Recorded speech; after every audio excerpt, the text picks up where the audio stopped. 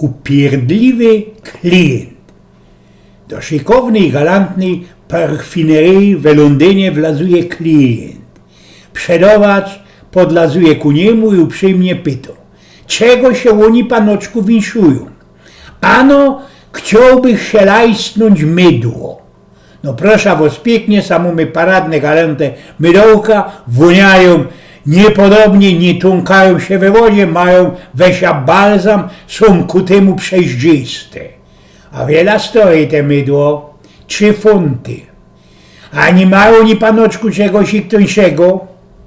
No już ci dziakuś by inaczej, klient nasz pon, samo my mydełko, tyż się nie tąko we wodzie szykowniście wonio zbytkowne, ale wiele stoi 2,5 funta.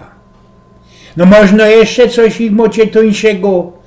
Ano, klient nasz pon, proszę was bardzo, 700 panoczku, może ślukniecie się kafeju, o proszę pięknie, dowo klientowi szolka, tutaj mamy festejnie dobre mydła, woniące we wszystkich możebnych farbach.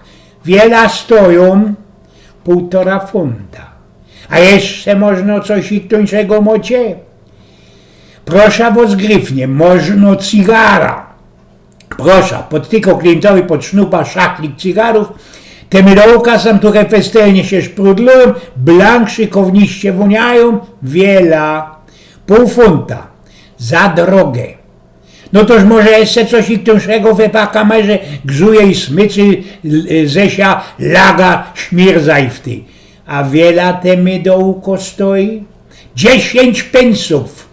Dobra, biera, narychtujcie mi pół tego wyrfla. A no proszę uprzejmie, klient nasz pon. Przerować traci się na parę minutek, przynosi 2 maluśkie, galantne pakskliki.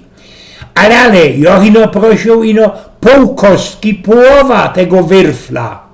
A no proszę uprzejmie, mocie sam koncek mydła, dowo klientowi 1 pakslik, a samo cię gieszynk od firmy. Naprawdę? Jak miło, to dla mnie ja? A cóż ci to takiego? Ano, to są kondomy, co byście się 100 pierońskich chuju nie rozmnożą. Eugen z Pnioku.